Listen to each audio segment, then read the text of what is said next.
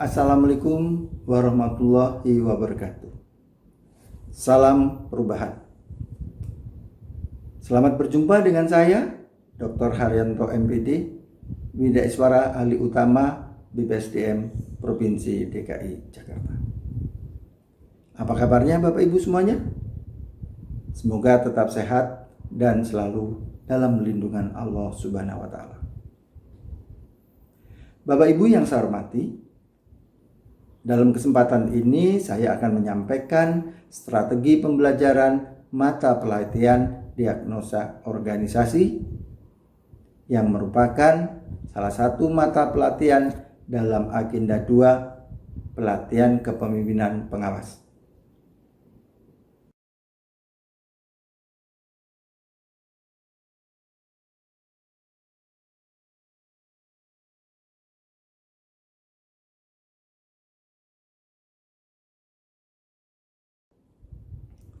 Bapak Ibu yang berbahagia, sebelum saya sampaikan lebih lanjut tentang strategi pembelajaran mata pelatihan diagnosa organisasi, terlebih dahulu saya sampaikan beberapa hal terkait dengan manajemen penyelenggaraan pelatihan kepemimpinan pengawas. Pelatihan kepemimpinan pengawas didasarkan pada Peraturan Lembaga Administrasi Negara Nomor 15 Tahun 2019 tentang manajemen penyelenggaraan pelatihan kepemimpinan pengawas. Yang kedua, Keputusan Kepala LAN Nomor 1005 Tahun 2019 tentang pedoman penyelenggaraan pelatihan kepemimpinan pengawas. Dan yang ketiga, Keputusan Kepala Lembaga Administrasi Negara Nomor 106 tahun 2019 tahun 2019 tentang kurikulum pelatihan kepemimpinan pengawas.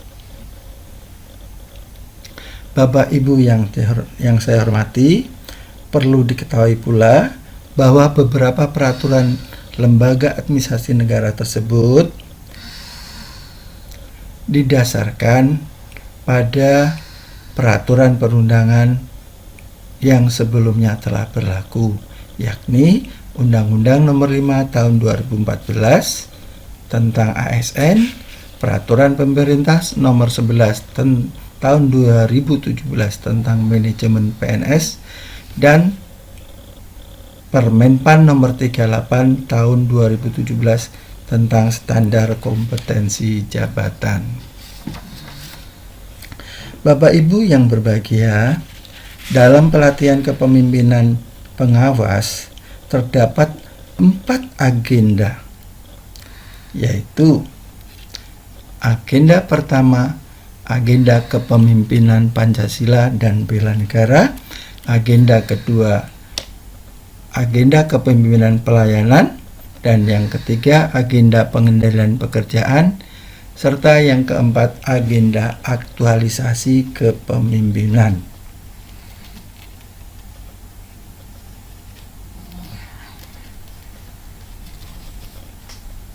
Adapun agenda kepemimpinan Pancasila dan bela negara meliputi 2 mata pelatihan, yakni etika dan integritas kepemimpinan Pancasila, dan yang kedua bela negara kepemimpinan Pancasila. Sedang agenda kepemimpinan pelayanan meliputi 4 mata pelatihan, yakni 1. Diagnosa organisasi, 2. Berpikir kreatif dalam pelayanan, ketiga membangun tim efektif, dan keempat kepemimpinan dalam pelaksanaan pekerjaan. Selanjutnya, agenda pengambilan pekerja. Agenda pengendalian pekerjaan meliputi 7 mata pelatihan. 1. Teknik komunikasi publik, 2. Perencanaan kegiatan pelayanan publik, 3. Penyusunan rencana kerja anggaran pelayanan publik, 4. Pelayanan publik digital, 5. Manajemen mutu, 6. Manajemen pengawasan, dan 7. Pengendalian pelaksanaan kegiatan.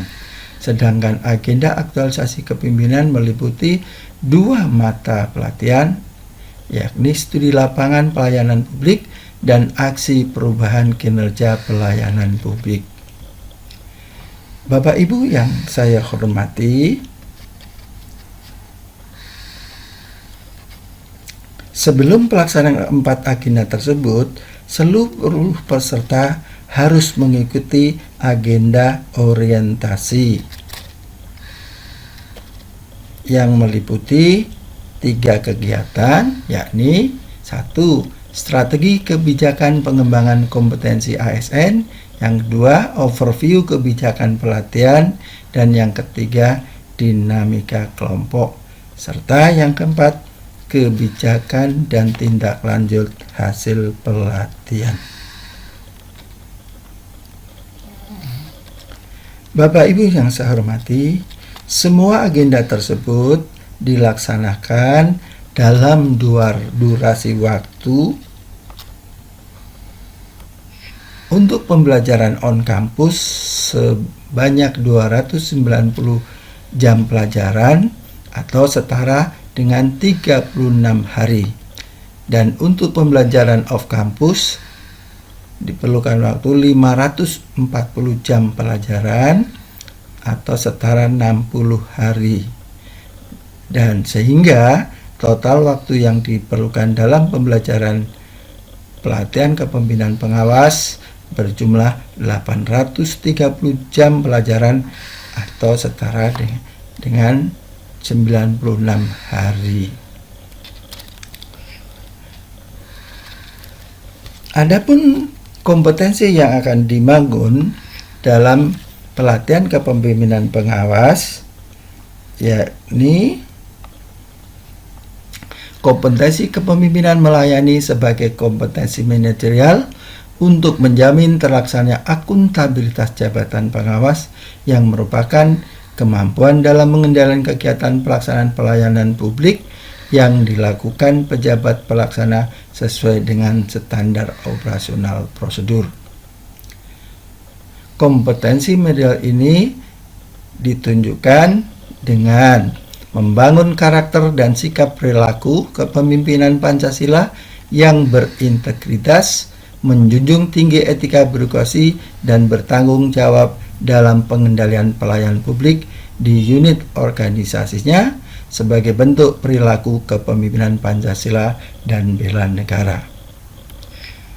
Dan yang kedua, ditunjukkan dengan mengaktualisasikan kepemimpinan pelayanan dan pengendalian pekerjaan sesuai dengan bidang tugasnya dengan melakukan inovasi, kolaborasi, dan mengoptimalkan seluruh potensi sumber daya internal dan eksternal dalam rangka implementasi peningkatan kinerja pelayanan publik yang dilakukan oleh pejabat pelaksana. Bapak Ibu yang saya hormati,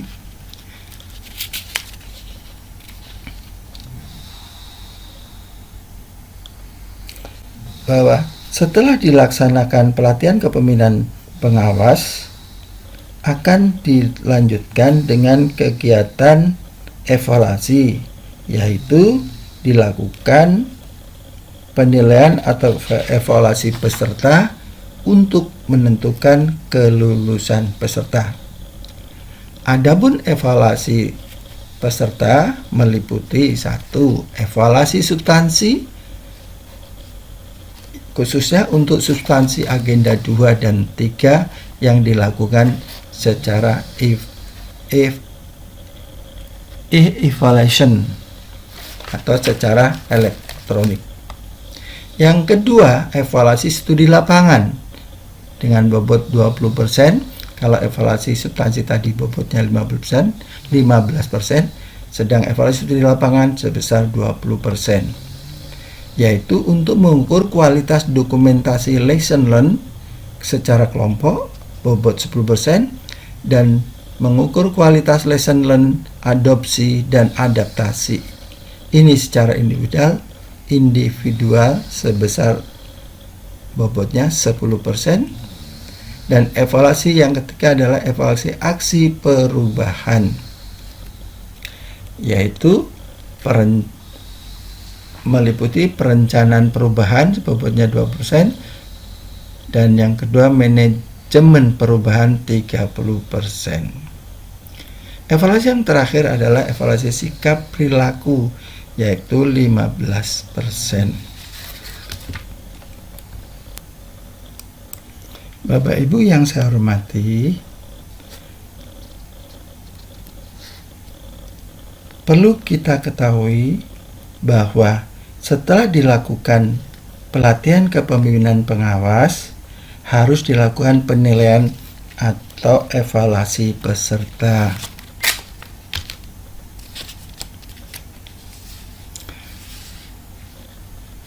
Evaluasi tersebut mencakup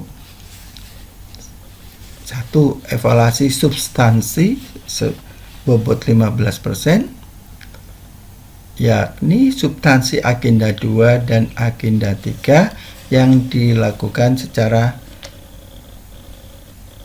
evaluasi secara elektronik. Dan evaluasi yang kedua yaitu evaluasi aksi perubahan, bobotnya 50%, yakni mengukur perencanaan perubahannya dan manajemen perubahan. Perencanaan perubahan ini bobotnya 2%, sedangkan manajemen perubahannya bobotnya 30%. Evaluasi yang ketiga adalah evaluasi studi lapangan dengan bobot 20%, yaitu untuk menilai kualitas dokumentasi lesson learn secara kelompok dengan bobot 10% dan kualitas lesson learn adopsi dan adaptasi secara individual sebesar 10%. Adapun evaluasi yang keempat adalah evaluasi sikap perilaku dengan bobot 15%. Evaluasi ini dilakukan melalui pengamatan terstruktur dan dilakukan 2 kali sosiometri. Bapak Ibu yang saya hormati, adapun kualifikasi penilaian evaluasi akhir peserta pelatihan kepemimpinan pengawas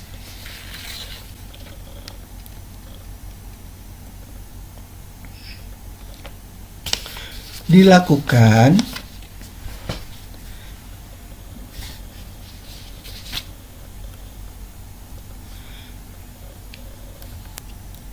selanjutnya. Bagian terakhir yang akan saya sampaikan pada kesempatan ini adalah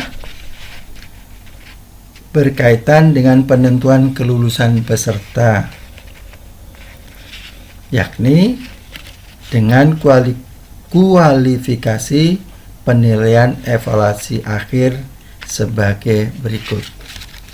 Peserta dinyatakan lulus jika nilai minimal baik pada setiap aspek penilaian evaluasi, dan ditunda kelulusannya jika nilainya kurang baik pada satu aspek penilaian evaluasi, dan dinyatakan tidak lulus jika nilainya tidak memenuhi kualifikasi pada satu aspek penilaian evaluasi.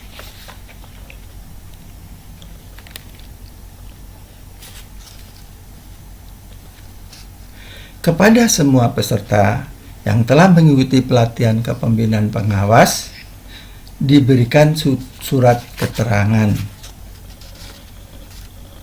Bagi yang lulus diberikan surat tanda tamat pelatihan berupa sertifikat kompetensi sebagai bukti telah memenuhi kompetensi manajerial. Kepada yang lulus minimal 3 peringkat nilai terbaik dengan kualifikasi memuaskan diberikan piagam penghargaan, dan kepada yang ditunda kelulusannya dan tidak lulus diberikan surat keterangan yang ditandatangani oleh pimpinan lembaga penyelenggara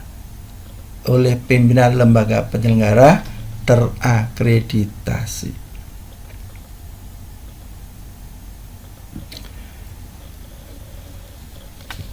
Bapak Ibu yang saya hormati, tahap 1. Pendahuluan dengan durasi waktu 20 menit. Meliputi kegiatan menyampaikan salam, menyapa, dan perkenalan diri. Dilanjutkan menyanyikan lagu Indonesia Raya bersama peserta. Hal ini dimaksudkan untuk menumbuh kembangkan jiwa nasionalisme para pengawas. Kegiatan kedua, menciptakan suasana kelas yang kondusif dengan senam kokonat sebagai ice break. Dan yang ketiga, menyampaikan tujuan atau hasil belajar yang akan dicapai dan materi pokok. Yang keempat, memutar video motivasi tentang kisah penuh inspirasi sebagai persepsi untuk memberikan motivasi kepada peserta sehingga peserta menjadi fokus dalam pembelajaran. Adapun tahap kedua, yakni penyajian 1 materi pokok isu strategis dengan durasi waktu 115 menit. Meliputi kegiatan brainstorming tentang pengertian isu strategis. Yang kedua, menayangkan video contoh isu tingkat nasional atau daerah yang dengan video inilah nanti peserta akan berdiskusi menganalisa tentang isu tersebut terkait dengan isu instansi dan unit organisasinya. Tahap kegiatan 3 yakni menanyakan pendapat dan atau tanggapan peserta tentang video tersebut. Kegiatan 4 menanyakan keterkaitan isu tingkat nasional, instansi dan unit organisasi. Kegiatan 5 menjelaskan tentang perumusan kebijakan atau keputusan bermula dari isu strategis. Sekaligus akan dilakukan tanya jawab. Kegiatan ke-6 memberikan tugas kepada peserta secara kelompok untuk mengidentifikasi, menganalisa, dan memilih isu strategis unit organisasi. Ini sebagai latihan. Dan kegiatan 7 meminta peserta memaparkan dan atau melakukan window shopping hasil diskusi kelompok dan mengkritisi hasil kelompok lain. Selanjutnya, tahap yang ketiga yakni penyajian 2 materi pokok konsep diagnosa organisasi dengan durasi waktu 235 menit. Meliputi kegiatan 1. Pemberian motivasi dengan tayangan video. Beda kerja keras dengan kerja cerdas. Hal ini dimaksudkan untuk memusatkan atau memfokuskan kembali perhatian peserta. Kegiatan 2 menjelaskan konsep dasar diagnosa organisasi yang meliputi pengertian, tujuan, aspek-aspek, pendekatan sistem dan unsur-unsur organisasi, manfaat, dan prinsip-prinsip diagnosa organisasi. Kegiatan 3 menjelaskan keterkaitan isu strategis dengan diagnosa organisasi dan kemudian diberikan selingan game, panggil nomor urut atau kelas, jawab hai, gaya orang Jepang jika dipanggil, untuk merefresh kembali peserta pelatihan. Adapun kegiatan 4 melakukan brainstorming pentingnya penguasaan diri, refleksi diri sebelum melakukan diagnosa. Kegiatan 5 menayangkan video ilustrasi tentang resiko jika salah mendiagnosa, yang selanjutnya melakukan tanya jawab. Kegiatan 6 menanyakan pendapat peserta tentang isi video tersebut. Dan yang ketujuh menjelaskan langkah-langkah atau alur pikir mendiagnosa organisasi. Dan yang kedelapan memfasilitasi contoh mendiagnosa organisasi menggunakan salah satu teknik analisis manajemen. Selanjutnya, kegiatan 9 membagi peserta menjadi 5 kelompok untuk berlatih mendiagnosa organisasi dan merumuskan gagasan perubahan menggunakan tacit knowledge. Kegiatan 10 meminta peserta lakukan window shopping dengan cara setiap kelompok dibagi 2 orang sebagai penjaga kafe dan 4 orang berkeliling mengkritisi hasil kerja kelompok lain. Kegiatan ke-11 memandu diskusi klasikal dengan meminta penjaga kafe untuk menyampaikan kembali saran dan atau masukan dari kelompok lain yang melakukan window shopping untuk selanjutnya ditanggapi oleh kelompok lainnya. Dan kegiatan terakhir dalam tahap ini yaitu kegiatan 12 memberikan saran dan atau masukan untuk penyempurnaan hasil window shopping.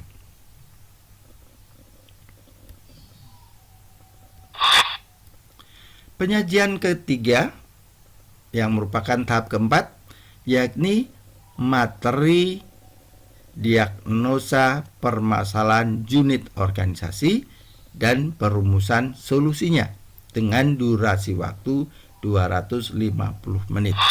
Meliputi kegiatan 1. Memberikan tugas secara individu untuk latihan mendiagnosa permasalahan unit organisasi dan merumuskan gagasan perubahan sebagai solusi. Dan selanjutnya memaparkan hasilnya untuk dikritisi peserta lain dalam kelompoknya yang sebelumnya tugas telah dilakukan secara kelompok dan sudah dilaksanakan pada penyajian 2. Kegiatan 2 meminta peserta untuk memaparkan hasil pekerjaan tiap individu dalam kelompoknya masing-masing. Yang ketiga, memfasilitasi diskusi kelas dan atau brainstorming permasalahan dalam mendiagnosa unit organisasi peserta pelatihan, khususnya terkait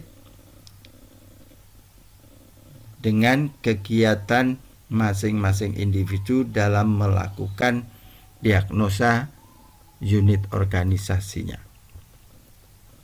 Selanjutnya, tahap terakhir atau tahap kelima yaitu penutup. Meliputi kegiatan 1.